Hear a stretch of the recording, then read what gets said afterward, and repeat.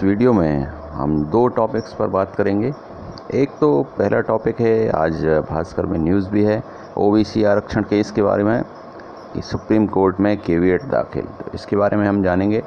और दूसरा एक और ख़बर है महत्वपूर्ण, नौकरी संबंधित खबर है, बेरोज़गारी से रिलेटेड खबर है। तो ये सारी खबरें हम डिटेल में देखेंगे। और डिटेल में जाऊँ उससे पहले चाहूँगा कि जिन्होंने चैनल को सब्सक्राइब नहीं किया है वो चैनल को सब्सक्राइब करें और बेल आइकन बटन को प्रेस करें ताकि मेरे लेटेस्ट वीडियोस की नोटिफिकेशंस आप तक पहुंच पाएँ। तो आइए हम देख लेते हैं डिटेल क्या है खबरों की। ये बहुत ही दुखद खबर है। एक नौकरी नहीं मिली तो युवक ने जान दी, खुदकुशी से पहले वीडियो बनाकर वायरल किया। कहा, मुख्यमंत्री जी स्टूडेंट्स को रोज़गार दें, बेरोज़गारी की वजह से फांसी लगा रहा हूँ, सुशांत जैसे, गुड बाय। ये बहुत ही दुखद खबर है। हम और डिटेल में देख लेते हैं क्या है। जो उन्होंने पत्र लिखा है वो लिखा है कि गुड बाय दोस्तों, मुख्यमंत्री जी मेरा आपसे निवेदन है कि स्टूडेंट्स को रोज़गार दें, बेरोज़गारी की वजह से मैं आज फांसी लगा रहा हूँ, सुशांत सिंह राजपूत के जैसे। ये शब्द खुदकुशी करने से पहले एक बेरोजगार युवक ने कहे हैं। मध्य प्रदेश के राजगढ़ जिले के शहदखेड़ी निवासी कुंदन राजपूत ने 10 जुलाई को इंदौर के पीथमपुर में आत्महत्या की थी। कुंदन के वीडियो और सुसाइड नोट सामने आए हैं। इससे पता चला है कि वह 2 साल से सेना में भर्ती होने की तैयारी कर रहा था। कुंदन ने 2 साल उज्जैन में रहकर कोचिंग ज्वाइन कर तैयारी की, लेकिन कोरोना काल में 2 साल से सेना में भर्ती नहीं निकली। इससे वह तनाव में था।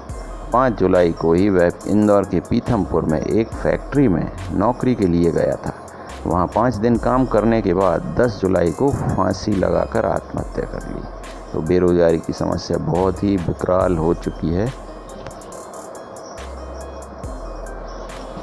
जो उन्होंने मुख्यमंत्री के नाम एक पत्र लिखा था वो दिया है कि श्रीमान मुख्यमंत्री जी, आपसे विनम्र निवेदन है कि आप जल्द ही विद्यार्थी के स्कूल खोलें। आपसे निवेदन है कि हम नवयुवकों को रोज़गार दें। आज मैं फांसी लगा रहा हूँ। 2 साल से आर्मी की भर्ती भी नहीं खुली है और मेरी उम्र भी निकल गई है। मैं 3 साल से उज्जैन में गणराज्य डिफेंस में तैयारी कर रहा था आर्मी की। मेरी उम्र हो जाने के कारण अब मैं भर्ती नहीं दे सकता हूँ। मेरे जैसे बहुत विद्यार्थी हैं जो फांसी लगाएंगे। अतः आर्मी चीफ को भी बोल रहा हूँ कि जल्दी भर्ती निकालें। मैं आज विद्यार्थियों के लिए फांसी लगा रहा हूँ। अतः मेरा आपसे निवेदन है कि मेरे मरने के बाद मेरा पोस्टमार्टम ना करें। मेरे घर वालों को और मुख्यमंत्री जी को मेरे खत दें। मैं पुलिस से भी निवेदन करता हूं कि आप मुझे मेरे घर तक पहुंचा दें। ये पत्र लिखा है उन्होंने, सुसाइड नोट मुख्यमंत्री जी के नाम। तो ये सब इसीलिए हुआ क्योंकि बेरोज़गारी की समस्या बहुत ज़्यादा बढ़ गई है। ख़ास तौर पर ये कोविड काल में, जब सारी चीज़ें बंद हैं, सब कुछ भी खुल नहीं रहा है, तो फिर नौकरी रोज़गार भी कैसे मिले। और ये भी सच है कि सरकारी नौकरियां अब उतनी मात्रा में नहीं निकल रही हैं, और निकल भी रही हैं तो फिर उनमें बहुत प्रॉब्लम्स हैं। अब जिन स्टूडेंट्स का एक ही सपना होता है कि भाई पढ़ लिख कर नौकरी करेंगे, तो उनके लिए तो बहुत मुश्किल होता है। ऐसे स्टूडेंट्स होते हैं जो सोचते हैं कि आगे चलकर मैं बिज़नेस करूंगा, एंटरप्रेनर बनूंगा, तो उनको तो कोई दिक्कत नहीं है अगर वो घर से संपन्न है। लेकिन जिनका एक ही टारगेट है कि पढ़ लिख कर नौकरी करना है, उनके लिए तो ये बहुत ही कठिन समय है।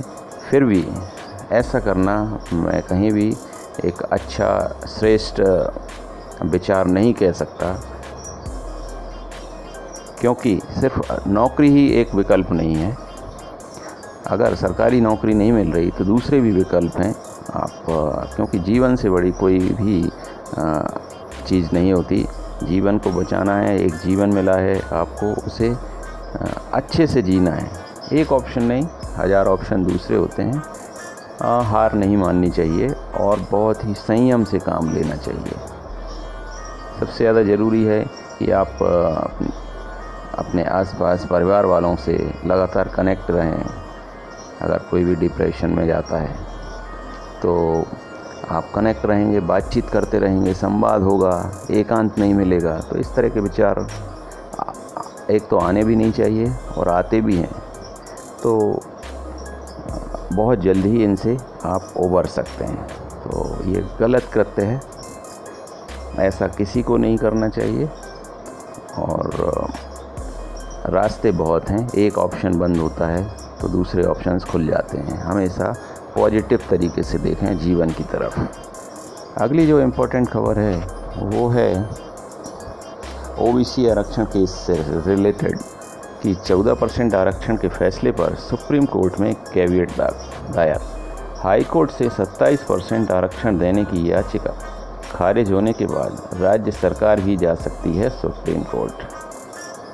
अभी मध्य प्रदेश हाई कोर्ट ने जो आदेश दे दिया है 14% आरक्षण के फेवर में 27% लागू नहीं किया है, तो उसी से रिलेटेड ये खबर है कि मध्य प्रदेश को 14% आरक्षण बरकरार रखने के हाई कोर्ट के फैसले पर जबलपुर के एडवोकेट आदित्य संघी ने सुप्रीम कोर्ट में कैविएट दायर कर दी है। राज्य सरकार ओबीसी को 27% आरक्षण देने की याचिका हाई कोर्ट में खारिज होने के बाद सुप्रीम कोर्ट जा सकती है। तो ये जो केस था,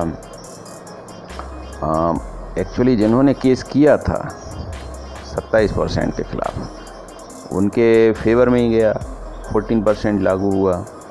तो उन्होंने जब सुना कि जब ये सरकार सुप्रीम कोर्ट जा सकती है इस केस को लेकर, तो उन्होंने पहले से ही अब कैविएट डाल दी है सुप्रीम कोर्ट में कि जब इस केस पर विचार हो, 27% आरक्षण केस पर विचार हो सुप्रीम कोर्ट में, तो उनके भी विचार सुने जाएं। ऐसा नहीं है कि एक तरफा फैसला दे दें, आप उनके भी विचार सुनेंगे। सुप्रीम कोर्ट से ये आग्रह किया है कि एक तरफा फैसला ना दें, हमारे विचार भी सुने जाएं किसी भी फैसले तक पहुंचने से पहले। ऐसी संभावना के बीच एडवोकेट संघी ने सुप्रीम कोर्ट में कैविएट लगाई है ताकि इस मामले में कोई भी फैसला देने से पहले उनका पक्ष भी सुना जाए। एडवोकेट संघी ने बताया कि 4 दिन पहले मध्य प्रदेश हाई कोर्ट ने विभिन्न याचिकाओं पर सुनवाई के बाद फैसला दिया था कि प्रदेश में ओबीसी का आरक्षण 14% ही रहेगा। इसी आधार पर मेडिकल ऑफिसर की भी भर्ती की जाएगी। प्रदेश में पहले से ही ओबीसी को 14% आरक्षण दिया जा रहा है। SC/ST को मिलाकर आरक्षण 50% हो रहा है। यदि ओबीसी को 27% आरक्षण दिया जाता है तो कुल आरक्षण 63% हो जाएगा। यह सुप्रीम कोर्ट की इंदिरा साहनी केस और मराठा आरक्षण केस में पारित आदेश के खिलाफ होगा। तो यही है इसका निष्कर्ष कि 27% के फेवर में सरकार को सुप्रीम कोर्ट जाएगी, तो फिर जिन्होंने अभी ये कैविएट लगाई है उनके विचार भी सुने जाएंगे, उसके बाद ही किसी फैसले पर पहुंचा जाएगा। तो अभी तो 14% के हिसाब से भर्तियों में आगे बढ़ने की चर्चा सुनी जा रही है, और देखते हैं शिक्षक भर्ती में कब तक फाइनल लिस्ट आती है और लोगों को ज्वाइनिंग मिलती है, क्योंकि अब उत्सुकता बढ़ गई है। और कब तक ये सारी चीज़ें प्रक्रिया होती हैं ये आने वाला वक्त बताएगा। और हम जल्द मिलते हैं अगले वीडियो में। अपना ध्यान रखिए। Thank you.